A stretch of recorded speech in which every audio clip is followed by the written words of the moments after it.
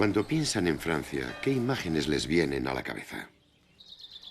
A mí casas bonitas y hermosos jardines, pero también mercadillos maravillosos, terrazas y experiencias memorables e instructivas.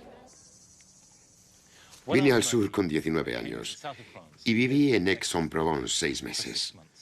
Desde entonces adoro Francia y todo lo que tiene que ver con este país. Y quiero compartir esta pasión con ustedes a través de los jardines.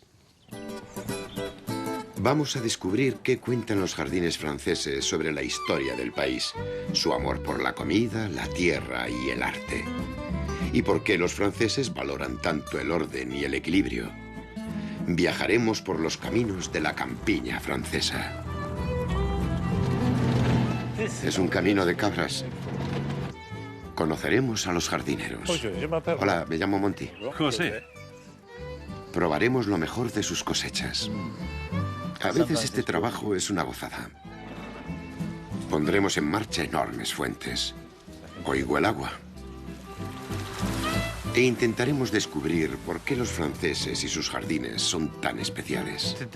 Hoy voy a mostrarles jardines franceses formales. Les contaremos cómo se construyeron, con pasión, poder, ambición y también deshonor. En estos jardines se puede leer la historia de Francia. De hecho, las grandes figuras de la historia francesa los usaron para expresar su poder.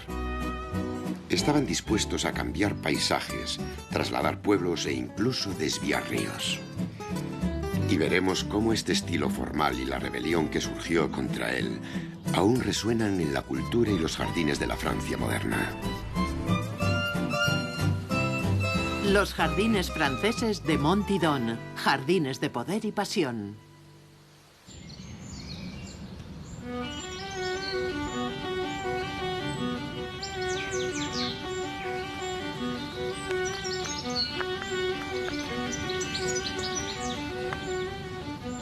Esta historia comienza aquí, a orillas del río Sier, en el valle del Loira. Es uno de los castillos más famosos de Francia. Es el año 1555. El lugar Chenonceau, en todo su esplendor renacentista. En Francia reina Enrique II.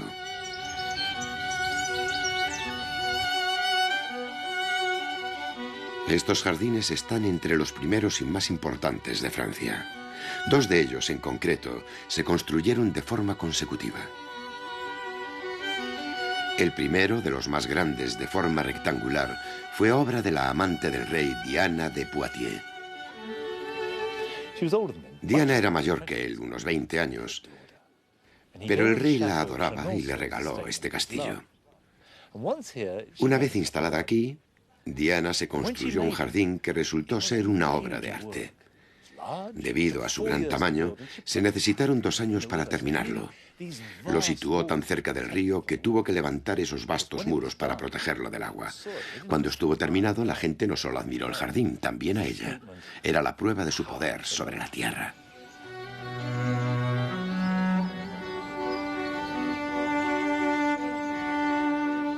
Era un suntuoso símbolo de estatus.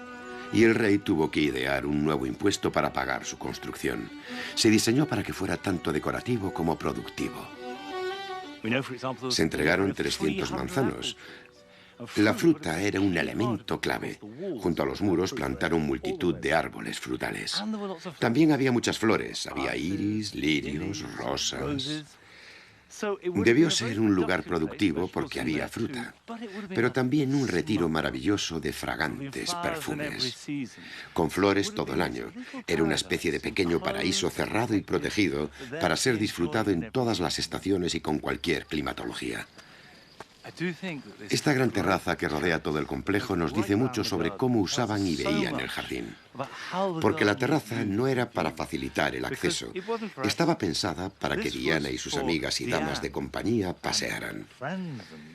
Uno casi puede verlas con sus preciosos vestidos caminando lentamente, con el castillo de fondo y el jardín a sus pies. Lo admiraban desde arriba y miraban en su interior. El jardín de Diana en Chenonceau es un gran ejemplo de jardín renacentista cerrado y protegido. Pero 5 años después de haberlo terminado, el rey murió. Su viuda, Catalina de Medici, echó a Diana y proclamó su poder creando su propio jardín al otro lado del puente levadizo. En muchos sentidos, es sorprendentemente similar al de Diana. Tiene la misma estructura, está cerrado sobre sí mismo. Entre sus setos y a salvo de miradas indiscretas, Catalina confabuló en secreto y asistió a reuniones clandestinas. Pero un siglo después, la rica y poderosa Francia crearía jardines a una escala aún más extraordinaria, siempre superándose en el tamaño y en la ambición de los diseños.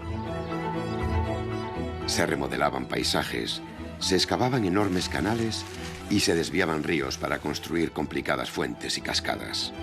Se sentaron las bases de un estilo que ha sido el sello distintivo de los jardines franceses desde entonces. Un hombre dominaba este nuevo estilo, y voy a mostrarles la primera de sus obras. Visitar jardines es muy difícil si no tienes coche. Así que he quedado con un hombre que me va a prestar el suyo. Y es de los buenos. Tuve un 2 caballos hace mucho tiempo y estoy deseando volver a conducir uno igual. Hola, Jacques.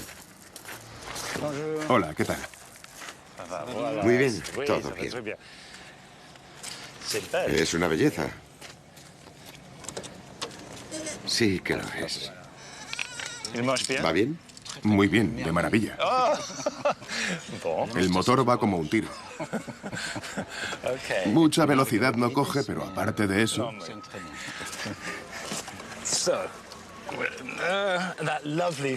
¡Qué sensación! Meter la llave en el lugar adecuado siempre ayuda. Arranca la primera. Ya lo ves. Está como nuevo. Primera, segunda, ahí lo tienes. Es fácil. Maravilloso. Gracias. Que disfrutes el viaje. Gracias.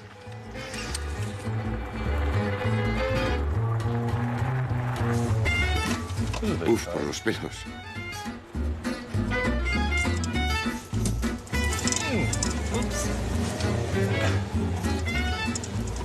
Nos vamos. El hombre que creó el jardín que vamos a visitar es la figura más importante del diseño de jardines en Francia. Se llamaba André Le Nôtre. Nació hace 400 años y sucedió a su padre como jardinero real en las Tullerías de París. El primer jardín que le encargaron está en Vaux-le-Vicomte, a 50 kilómetros al sureste de París. André Le Nôtre trabajó durante 20 años como jardinero real. También pintaba y frecuentaba a un grupo de personas muy creativas y sofisticadas. Cuando le llamaron de Vaux-le-Vicomte, estaba listo. Francia, a mediados del siglo XVII, era un país desgarrado por las rebeliones y las intrigas. El rey Luis XIV llevaba en el trono desde su infancia, pero acababa de tomar el control del país. Le Nôtre y su nuevo jardín acabarían siendo el centro de un memorable conflicto palaciego.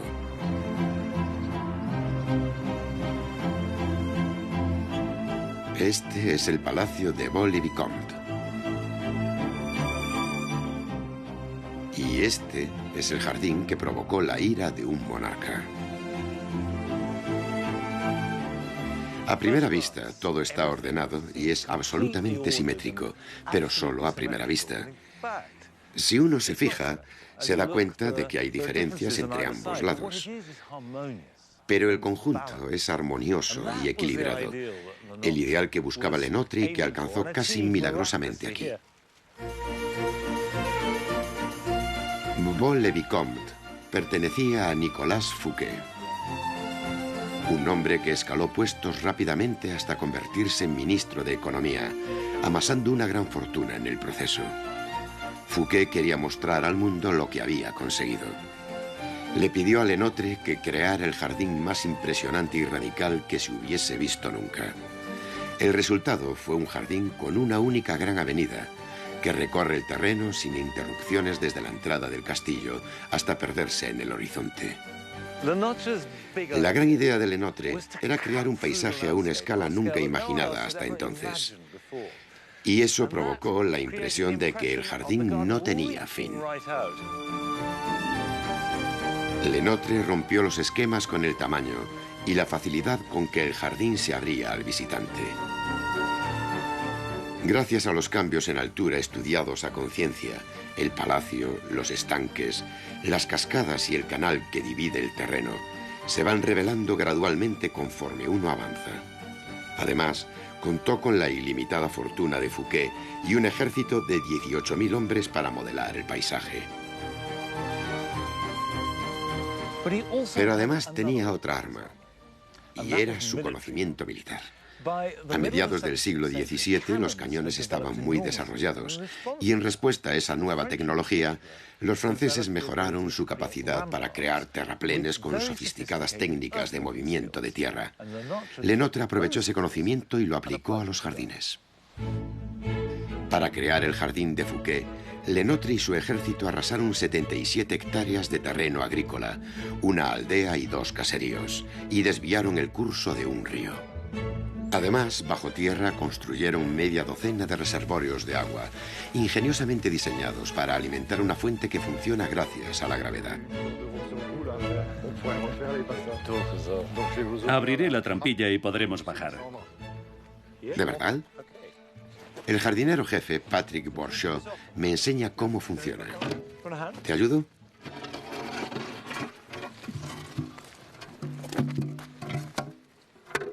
Vaya, no está mal. ¿Bajamos? Sí, vale, vamos.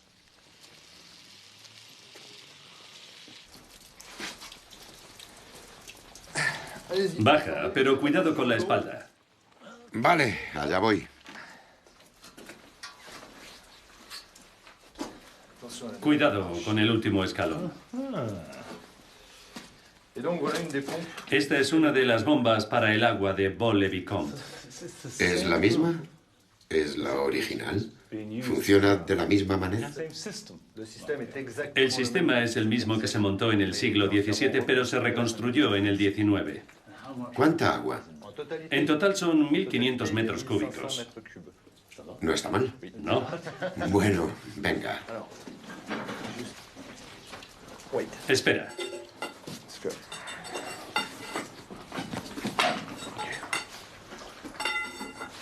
Vamos a ponerlo en marcha.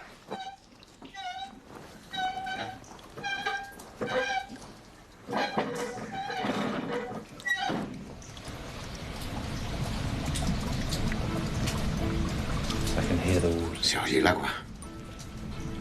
Todos esos millones de litros de agua. Recogida para el disfrute de unos pocos. Fantástico.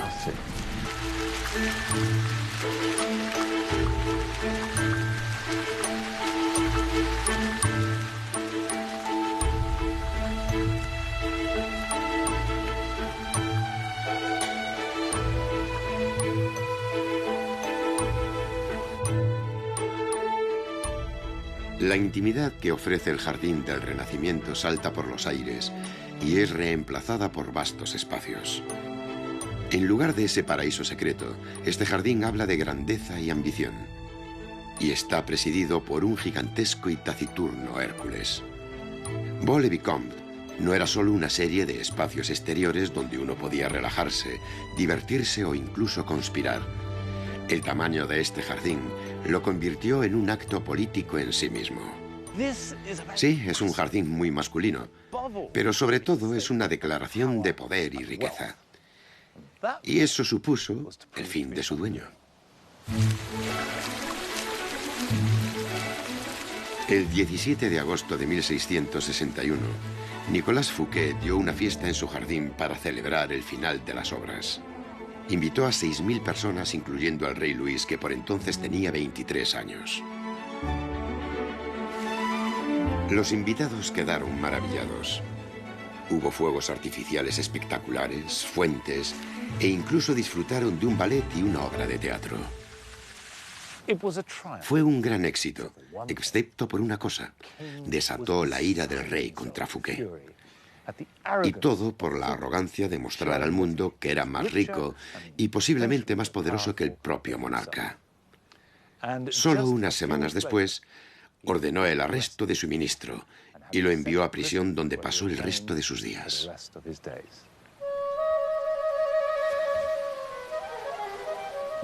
Pero Luis no se detuvo ahí. No solo se libró del hombre, sino que se quedó con aquello que la gente más había admirado. Se llevó las estatuas, incluso algunas plantas, y sobre todo a los artífices de aquella gran obra, entre los que figuraba Lenotre. Y les dijo: quiero esto. Lo quiero igual de bonito. Si no más, lo quiero aún más grande. Y lo quiero en Versalles.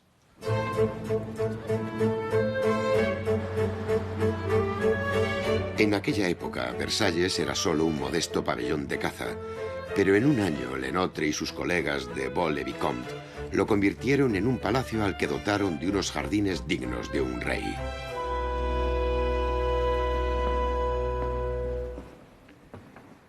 La Galería de los Espejos es la mejor introducción al esplendor de Versalles. Vaya. Los más de 350 espejos atrapan la luz y la magnifican.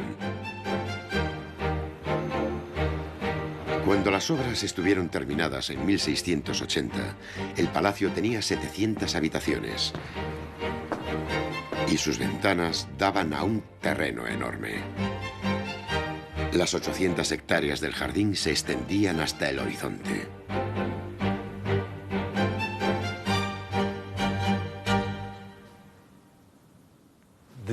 La genialidad de Lenotre fue aprovechar lo que ya estaba aquí, expandirlo y transformarlo. Había una avenida que iba de este a oeste, así que la amplió. Construyó este gran canal y colocó setos en ambas orillas.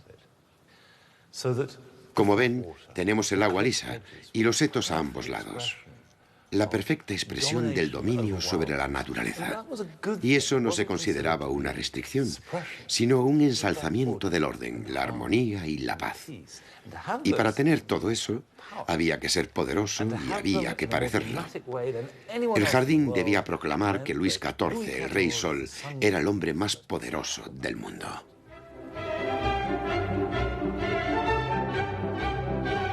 Lenotre hizo lo mismo que en Vaux-le-Vicomte. Introdujo una serie de parterres, elaborados diseños con plantas pensados para ser admirados desde arriba.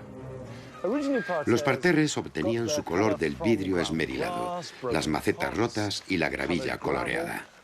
Pero con el tiempo se pasó a usar flores que llegaban de todo el mundo. Y así los tulipanes pasaron de ser flores exóticas a plantas comunes. 150.000 se plantaron en una noche para que el rey, al despertar, observara un nuevo diseño de color. Se crearon viveros por todo el país. Las plantas exóticas se clasificaban y se plantaban para ver si eran resistentes. Si eran buenas, acababan en Versalles. El viento y la lluvia no desaniman a los turistas, ni a mí tampoco. Voy de camino a la Orangerie para ver los naranjos y limoneros que llegan aquí procedentes de los cuarteles de invierno. Como estamos en Versalles, esto se construyó como la mayor orangerie de Europa.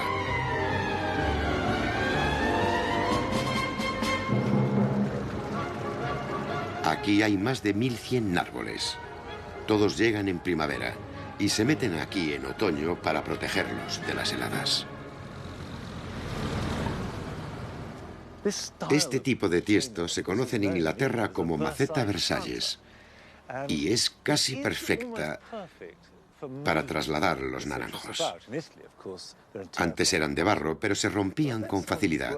Estas se reparan sin problemas porque las esquinas están remachadas en metal y los laterales de madera se reemplazan.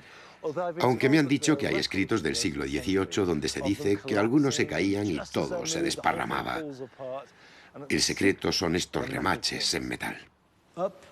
Cojo un limón, lo mantengo entre mis manos, lo huelo, lo siento y es maravilloso. Es perfecto para cuando estás depre. Ya lo sabes. No cuesta nada ser feliz. John Cotten es el jardinero jefe. Se busca la felicidad por ahí, pero yo tengo aquí todo lo que necesito. Ya sabemos que Le Nôtre era un gran diseñador y una figura histórica, pero como jardinero, ¿cómo crees que era? Yo creo que el término diseñador no es el adecuado. Fue más bien eso, jardinero. Y sobre todo, era un hombre con una gran curiosidad. Le interesaban todas las formas de arte de su tiempo. Y tuvo la suerte de nacer en el Louvre. Su padre era el jardinero del Louvre, así que era un tipo al que todo le interesaba. Pero además llegó a conocer a un rey que le permitió expresar todos sus talentos.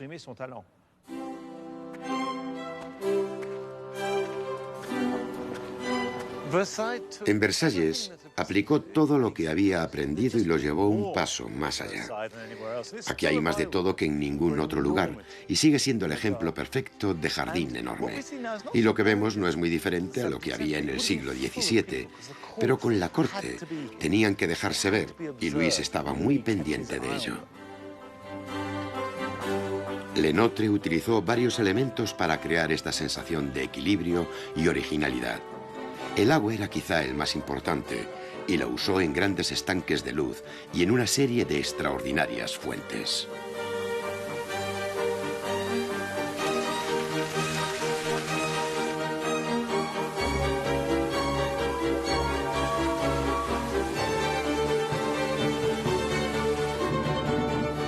Otra figura crucial son las impresionantes avenidas de árboles podados. Hay pocas cosas en la vida mejores que un buen seto. Y los setos de Versalles son especialmente buenos. Sobre todo estos setos de hayas, porque alcanzan gran altura, pero al mismo tiempo se pueden podar hasta dejarlos muy finos. Y este, por ejemplo, es delgado como un lápiz, de modo que deja espacio para otro pasillo, al otro lado, lo que da al conjunto un mayor dinamismo y energía. Yo lo encuentro especialmente emocionante.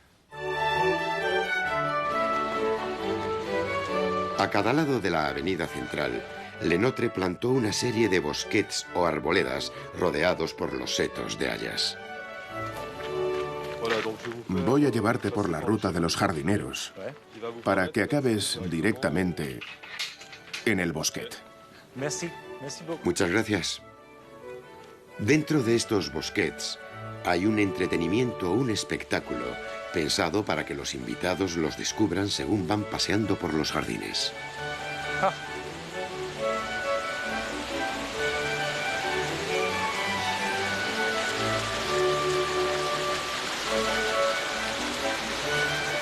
Esto fue lo último que hizo Le Nôtre en Versalles. Es la primera vez que lo veo. Se conoce como sala de baile. Se concibió como un escenario para la danza. La cascada servía como telón de fondo para los bailarines que entretenían a la corte. Le Nôtre tenía más de 70 años cuando creó esta maravillosa extravagancia barroca. Es fantástico, impresionante. Aunque su trabajo resultaba espectacular, se dice que Le Nôtre era un hombre bastante modesto y discreto. Todos los testimonios sobre él están llenos no solo de respeto, sino de cariño sincero. Le Nôtre caía bien. Y por lo que sabemos, debió de ser un hombre bueno y honrado, interesado solo en su trabajo.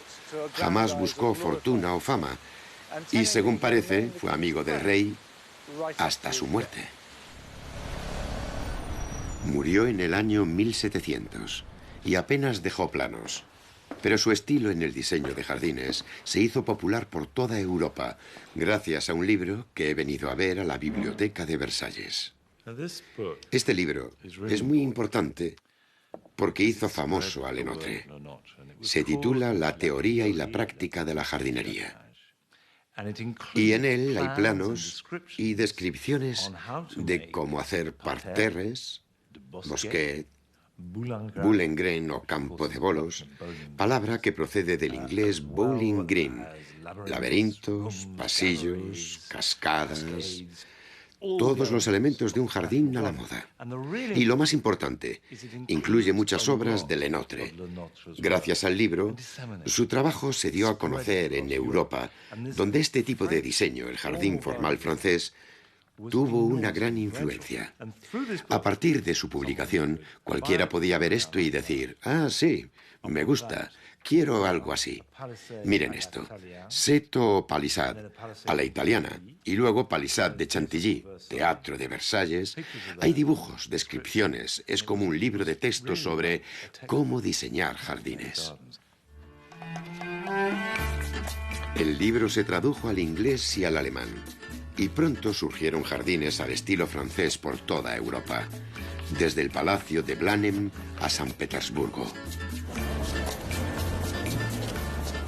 Pero quizá el más significativo de todos los logros de Lenotre son los cambios que realizó en los jardines de las Tullerías, en el corazón de París.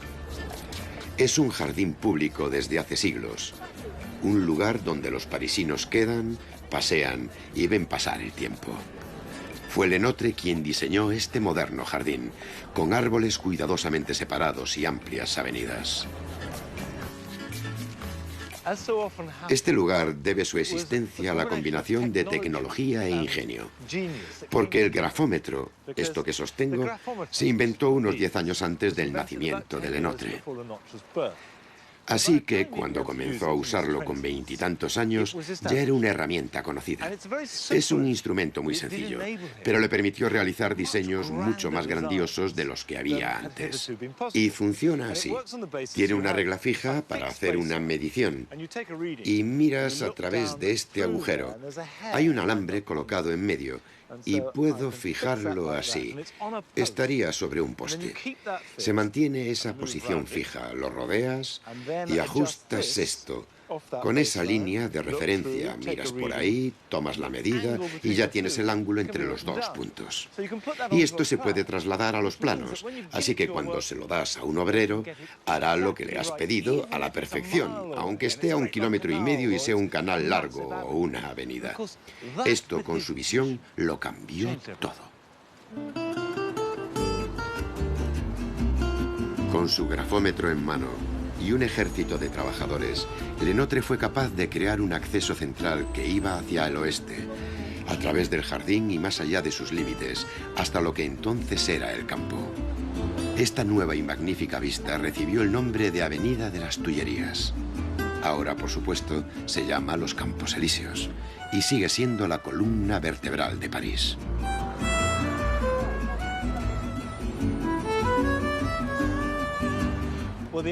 La única reacción razonable ante esta panorámica es puro asombro. De hecho, la última vez que estuve aquí fue hace 42 años y no lo recordaba así. Tampoco sabía entonces que es el camino que diseñó Lenotre. Por supuesto, ahora tenemos ahí el Arco del Triunfo, pero su idea original, su obra del siglo XVII, sigue viva en el París del siglo XXI.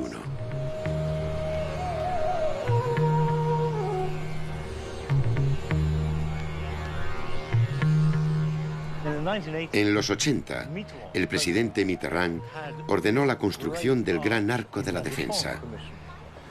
Así que ahora la línea que dibujara Lenotre se extiende desde las Tullerías, pasa por el Arco del Triunfo y llega hasta aquel arco, a más de 8 kilómetros.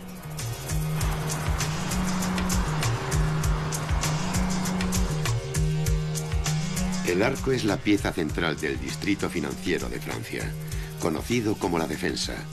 El 10% de la riqueza del país se concentra en estos rascacielos. Desde su aventajado punto de vista, los peces gordos de Francia alcanzan a ver el corazón del París histórico. Es una vista extraordinaria. Y supongo que se podría decir que es como una autopista brutal, que pasa justo por el centro de esta preciosa ciudad. O se puede ver como un último homenaje al espíritu de Le Nôtre, ese deseo de controlar la naturaleza que también la humaniza. Y siguiendo con ese espíritu, en la defensa también hay un jardín.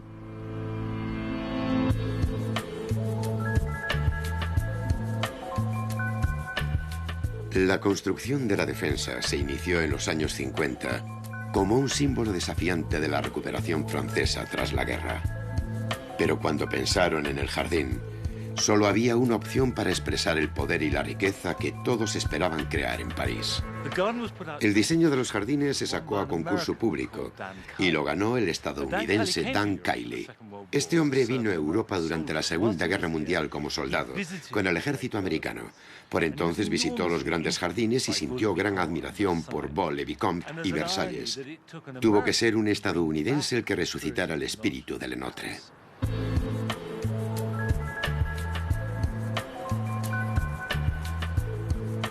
La elección de las plantas refleja cómo ha cambiado el mundo desde aquella época. Se piensa que los hermosos plátanos occidentales son la quinta esencia de lo francés, algo muy parisino, pero en realidad son prácticos. Si los plantaron entonces, y los siguen plantando ahora, es porque resisten muy bien la contaminación. De hecho, muchos de los árboles plantados por Le Nôtre murieron en el siglo XIX debido al mayor uso del carbón. No resistieron la contaminación. Sin embargo, los plátanos occidentales pierden la corteza para deshacerse del hollín acumulado a lo largo de los años. Así que su uso es una decisión práctica. Me pregunto qué pensaría Le Nôtre de esta ciudad de hormigón y cristal, con estos edificios enormes que compiten por el espacio sin la simetría ni el equilibrio de Versalles o Vaux-le-Vicomte. Y sin embargo, podemos encontrar su legado en los lugares más insospechados. Mientras paseo, descubro que, algo apartados del camino principal, hay jardines laterales. Y el cerezo está en su mejor momento. Y no es difícil imaginar que Kiley adaptó deliberadamente la idea del bosquet, pero en lugar de árboles y bosques cuadrados, tenía estos bloques de hormigón, de modo que instaló en su interior esta especie de jardincitos como pequeñas joyas. Dan Kiley tomó el estilo de Le Nôtre y lo adaptó al lenguaje moderno.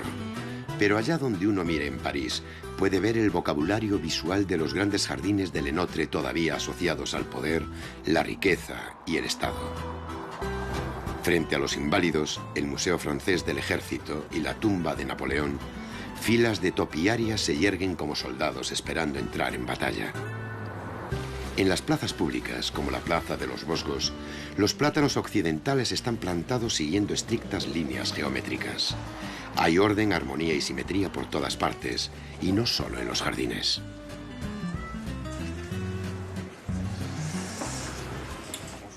Buenos días. ¿Puedo ayudarle?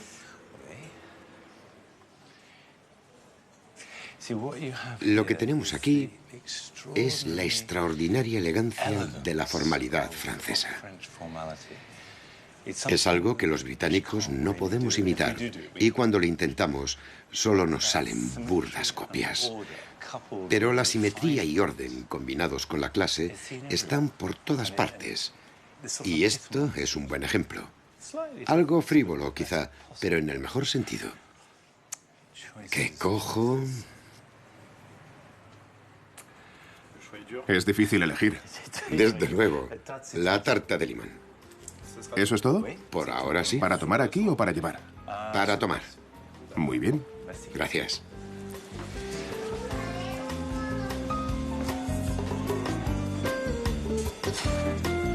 Esta elegante formalidad es tan relevante hoy como lo fue en el siglo XVII.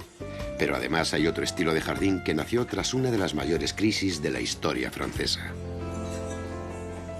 A finales del siglo XVIII, la revolución dio buena cuenta de la monarquía y la aristocracia. Y con el nuevo régimen llegaron modas nuevas también a los jardines.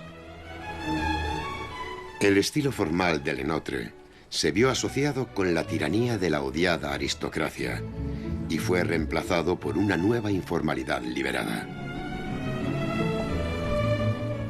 Esto es Malmaison, el hogar de Napoleón y Josefina a las afueras de París. En otros tiempos, un gran terreno rodeaba la casa, pero todo lo que queda ahora es un prado con flores silvestres y algunos árboles. Se dice que Napoleón y Josefina plantaron este cedro del Líbano para conmemorar la victoria francesa en la batalla de Marengo, el 14 de junio de 1800. Y ese fue el comienzo del jardín de Malmaison. Josefina era una buena jardinera y una gran aficionada a la botánica, pero su verdadera pasión, que casi rayaba en la obsesión, eran las rosas.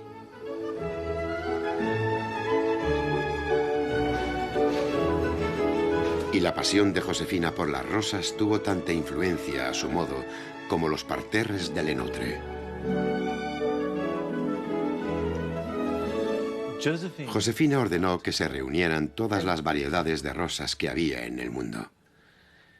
Se pensaba que había unas 250 clases.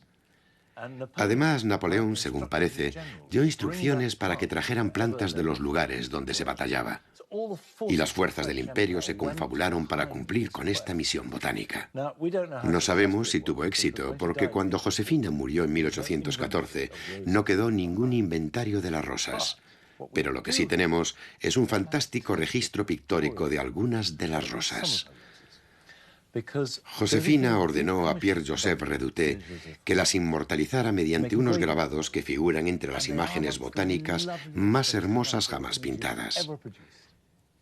Tengo una aquí, una rosa de Malmaison. Estoy aquí mirándola en Malmaison y eso en sí mismo ya me parece realmente emocionante.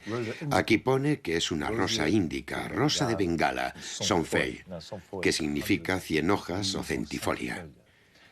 Los nombres han cambiado desde entonces. Esta es probablemente una rosa centifolia que habría crecido ahí fuera, en el jardín.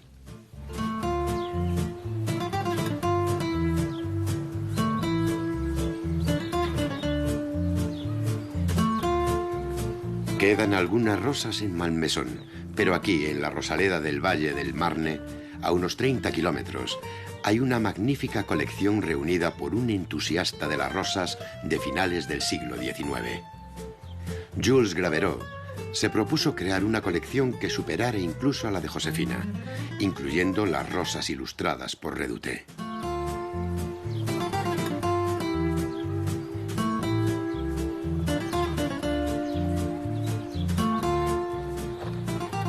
Y aquí está, en carne y hueso, casi 200 años después, la rosa de Reduté. Se llama rosa de Bengala, de Malmaison, y así figura aquí. Es muy bonito saber que esta es la rosa que coleccionó Josefina, la misma que Reduté dibujó. Y aquí está, en mi mano. La puedo oler. Y su perfume es maravilloso. Es una rosa preciosa. Yo jamás la he cultivado, pero tiene una historia muy potente detrás. Quizá piensen en las rosas como parte de un jardín típicamente inglés, pero Josefina fue la primera persona en Europa que coleccionó rosas de forma sistemática. En el siglo XIX, los franceses eran los más versados en su cultivo. De hecho, los nombres de muchas de nuestras rosas más queridas, como Cardenal Richelieu, Madame Alfred Carrier, Souvenir de la Malmaison o Sombrero de Napoleón, son francesas. Voy de camino al castillo de Courson, a 30 kilómetros al sur de la Rosaleda. Allí se organiza un gran mercadillo de flores y plantas, y quiero saber si el legado de Josefina tiene la misma fuerza en el siglo XXI. De los 250 puestos, una docena pertenecen a criadores como Denis Og. Hola. Tengo una pregunta un poco rara. ¿Qué lugar ocupa la rosa en el corazón de un jardinero francés? La rosa es una de las primeras plantas que te encuentras en cualquier jardín francés. Y si estás en Marsella, Lille, Brest o Estrasburgo, es la más importante. La primera planta que un francés coloca en su jardín es un rosal. ¿Y prefieren alguna variedad en particular? A los franceses les gustan las flores grandes y que huelan bien. A nosotros, los criadores, nos gustan las nuevas variedades, pero el público en general se siente atraído tanto por las nuevas variedades como por las antiguas. Bien, gracias, muchas gracias. Adiós.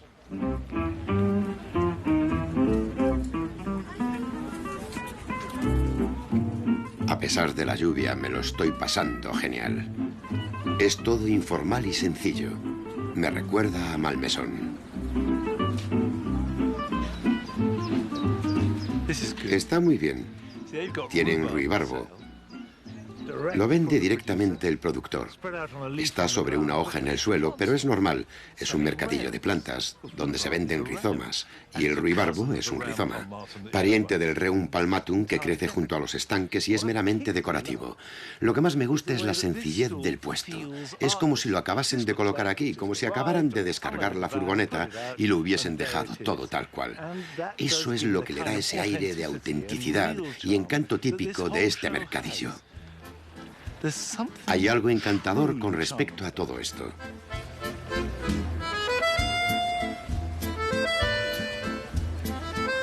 A este estilo más informal de jardinería, los franceses lo llaman jardín a la inglesa.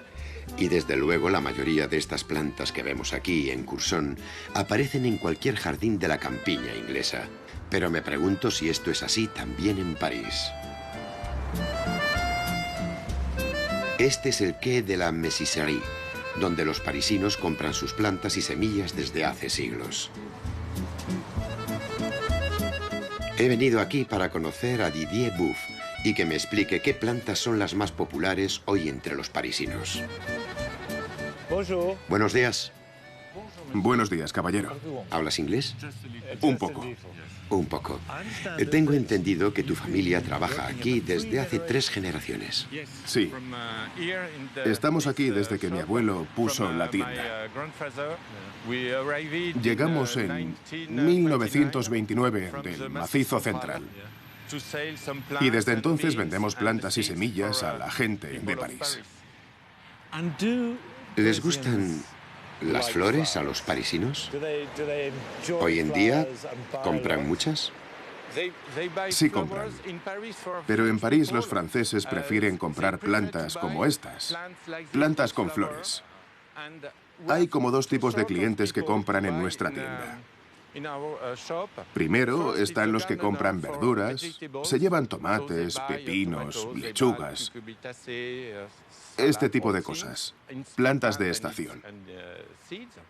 Y luego están los que viven en pisos en París y se llevan pequeñas flores en una gran caja, como geranios y cosas así.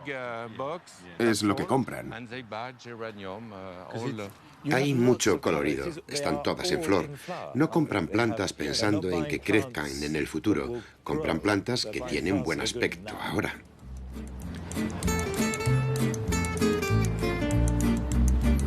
De modo que a los franceses les gustan las flores, pero no trabajar para conseguirlas.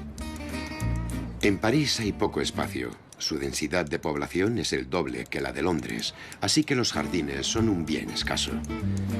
Sin embargo, tengo entendido que una de las casas más de moda de la ciudad ha conseguido crear un jardín en un lugar bastante sorprendente. Hermès es una empresa familiar y el jardín de la azotea fue creado para su disfrute privado.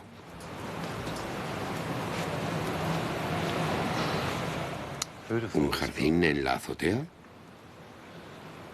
Es muy inteligente. Tulipanes blancos, pensamientos blancos. Seguro que también hay rosas blancas. Tienen una pinta estupenda. Es curioso ver un majuelo podado así. Es muy interesante. Mi majuelo es un arbusto que forma parte de un seto, pero aquí es decorativo. Está muy bien podado, muy bonito. Este jardín parece una versión moderna de los jardines a la inglesa. Es sencillo y de una elegancia controlada. Yo diría que tiene un gusto muy internacional. Es estiloso, grande y huele a dinero. Supongo que es muy parisino, aunque también podría ser de San Petersburgo, Nueva York, Boston o incluso de Shanghái. Seguro que hay algún jardín en la azotea de un piso en Shanghái muy parecido a este. El lenguaje de la opulencia parece incluir el cuero, el color blanco y los estanques. En parte, todo esto saca mi lado más cínico. Pero por otro lado, no puedo negar que me gusta. Por supuesto, otro factor en juego aquí es que en este mundo, en el mundo de la moda, la competencia es feroz. Todos se fijan en lo que hacen los demás y muchos visitarán este jardín. Está un poco ajado o no, pero si miramos allí, hay otro jardín bastante desatendido, de una firma que no nombraremos.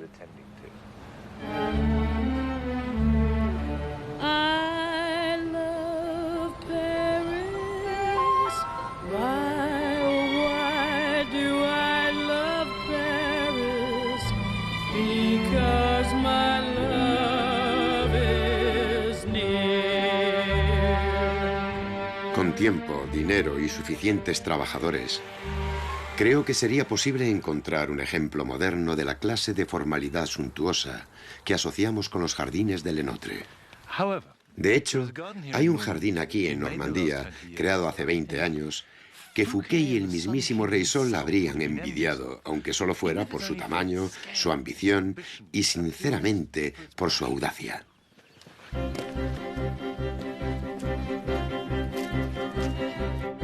Hace 20 años el jardín de campo de batalla era un campo desierto.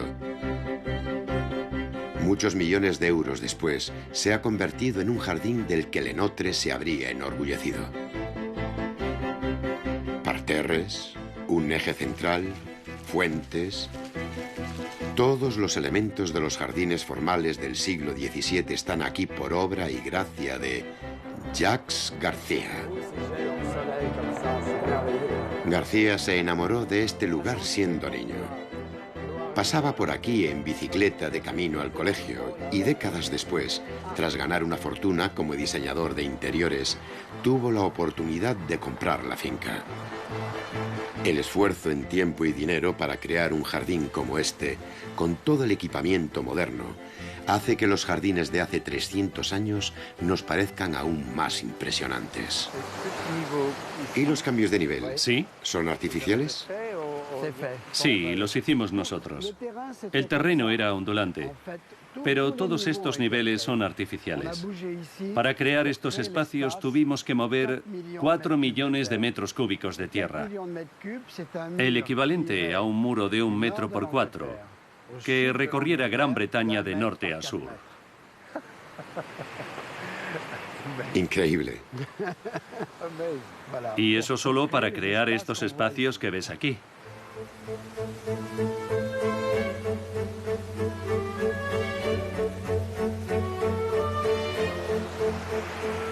Este canal se llama Reflexión. ¿Y es obra tuya? Sí, todo lo que hay. Antes no había ningún canal. No había nada de nada. Fue el mayor proyecto de este tipo en Europa desde comienzos del siglo XX, creo. Es un proyecto enorme. Sí, desde luego. Debe haberte costado millones. Bueno, es una historia interesante, porque al principio no tenía ni idea de cuánto me iba a costar.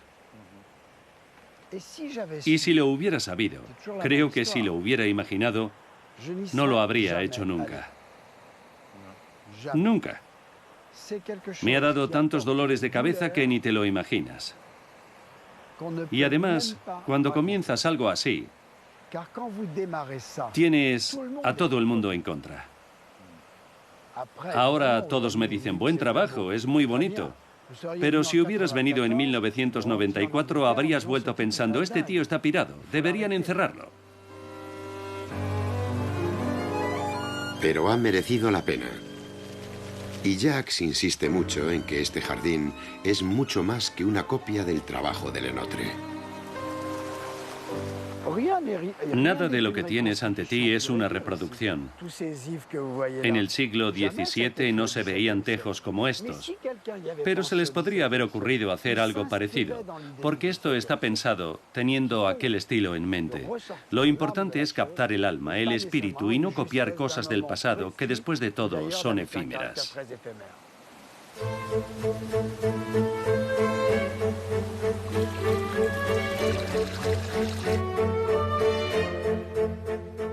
Es un jardín tan diferente del típico jardín familiar que resulta difícil de asimilar. Recuerden que Nicolas Fouquet hizo algo así. Y Luis XIV, el hombre más poderoso de Francia, también decidió expresar su riqueza y poder de la misma manera. Que el señor García se propusiera crear un jardín formal es increíble. Ya le han oído, si lo llega a saber, no se habría molestado. Tuvo que dedicarle mucho tiempo y dinero. Pero es una maravilla que lo consiguiera. El jardín barroco era un espacio resplandeciente, con brillos dorados, recargado y ruidoso. Una muestra de opulencia. Así que, si vienen aquí, algo que deberían hacer es experimentar lo que habría sido disfrutar de un jardín francés del siglo XVII.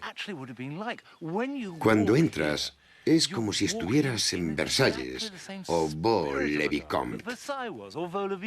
Jacques García ha conseguido meterse en la piel del siglo XVII, como no lo ha logrado ninguna otra recreación histórica, por muy precisa que sea.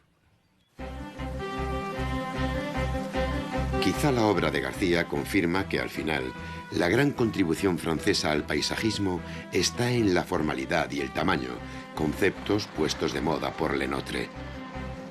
Este estilo de jardín, con equilibrio, orden y amor por la estructura, está en el corazón mismo de la vida francesa. En las avenidas de la Defensa, las filas de plátanos de los jardines públicos e incluso en la planificación de la propia ciudad. Además, el amor de Josefina por las rosas y la informalidad sigue presente. He dejado mi jardín favorito, el del castillo de Courons, para el final, porque tiene lo mejor de ambos estilos. Quiero enseñarles ahora un jardín que está a 55 kilómetros al sur de París. Me encanta porque es una combinación perfecta del rigor y la seriedad de los jardines formales del siglo XVII, pero con el encanto de aquellos terrenos a los que se les permite madurar y envejecer con el paso de los siglos.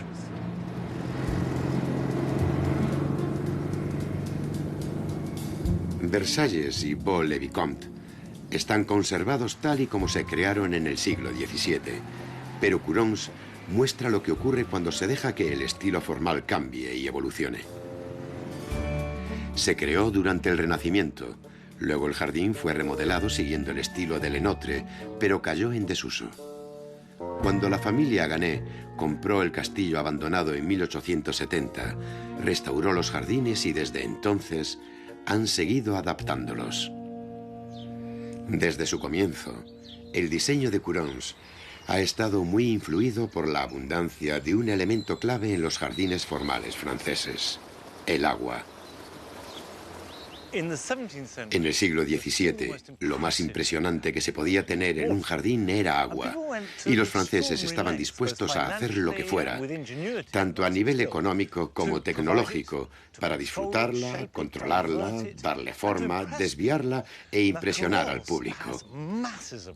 Courons tiene mucha agua debido a su ubicación. Aquí hay manantiales por todas partes, y el resultado es un jardín elegante pero informal.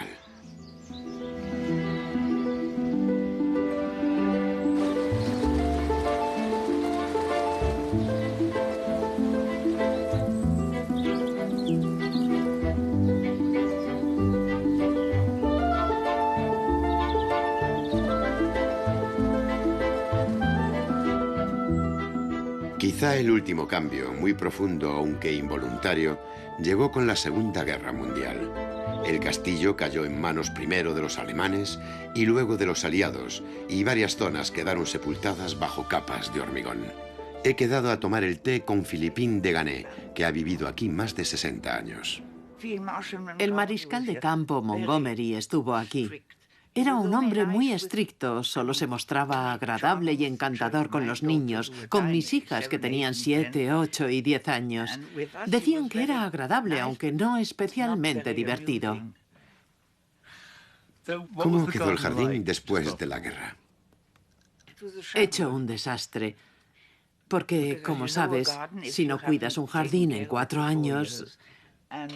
Pero mi marido, cuando regresó de Indochina, se lo propuso. Dijo, debo intentar salvarlo. Y cambió muchas cosas. El parque, por ejemplo. Antes todos los caminos eran de grava o estaban cubiertos de arena amarilla. Ahora de aquello ya no queda nada, salvo un camino que lo cruza. Todo lo demás se ha cubierto con césped. Es un jardín muy bonito, pero también muy formal y algo pomposo. Suele ocurrir que los jardines formales y pomposos carecen de encanto. Pero encuentro que este sí lo tiene. La gente me lo suele decir. Bueno, es algo raro hablar así de un jardín como este, ¿no? Pero espero que siga gustando, como nos gusta a nosotros. Al cambiar los caminos de grava de los jardines históricos por verdes praderas, Philippine y su marido convirtieron Courons en un jardín formal y romántico a la vez.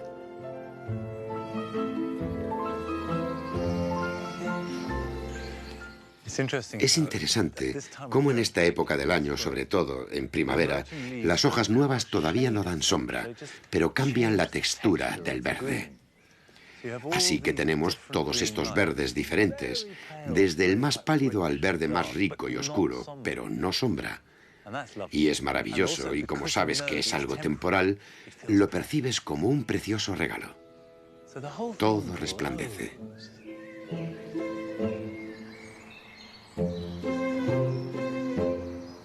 Una de las cosas que más me gustan de Courons es cómo toma los elementos clásicos de los jardines formales franceses y los deja crecer hasta que se transforman.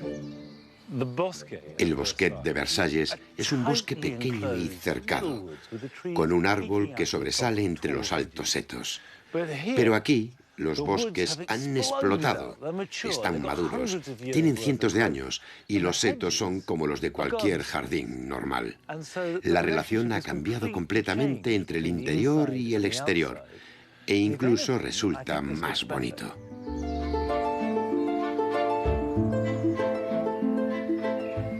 La clave de este jardín es que es tan histórico por su origen como los otros, pero ha evolucionado.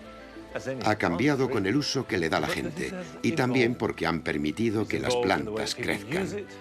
Han cambiado y se han adaptado. Pero el espíritu del jardín y también el diseño original se han conservado.